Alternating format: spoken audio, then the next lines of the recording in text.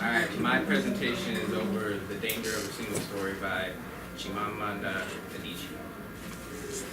Now, basically, the summary of the talk is over her experiences of what a single story is, which is basically the story you hear of different cultures, religions, or basically whoever, like the story you have of somebody. Examples of that are like people nowadays thinking immigrants are all rapists or murderers, which is their single story based on what they incur. Now, the impact these stories have can lead to many prejudice and stereotypical actions that are performed by people who are inventing these or using these as their basis of thought.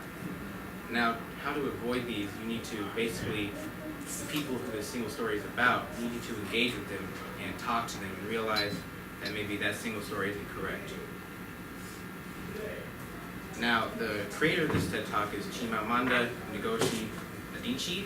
Now, she has written 3 novels, but one of these that has pertaining to this specific topic is Half of a Yellow Sun, which is basically a kind of sort of biography about her life, but also on how others around her were affected by single stories. And that single story is based off Nigeria, which, as many of you can guess, is based off of Africa, where all people in Africa are poor, cannot write well, are not well educated, and she sought to prove that it's entirely false.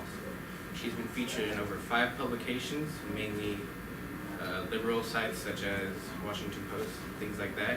And she has a master's degree in creative writing at Kentucky University. And the lens I chose for this specific scenario is culture and social, which was possibly the best one I could find. And as you can guess, single stories are basically the mainstay, like the stasis for stereotypes and prejudices, which is all around the world. Nobody is exempt from having a single story.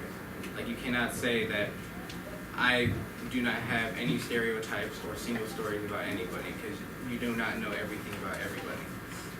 And the change within these single stories is that not all single stories are bad. Like, if you were to have met an immigrant who was very nice to you, your single story may be the immigrants are very nice, and that may not change if you meet more immigrants who turn out to be more nice.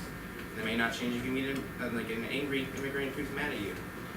So, the effect of these single stories is that if you happen to come across the person within that single story, you may react immediately without any thought of what's going on. Now, unfortunately, I did not have it wouldn't download the video, but basically, I hope I can play the clip.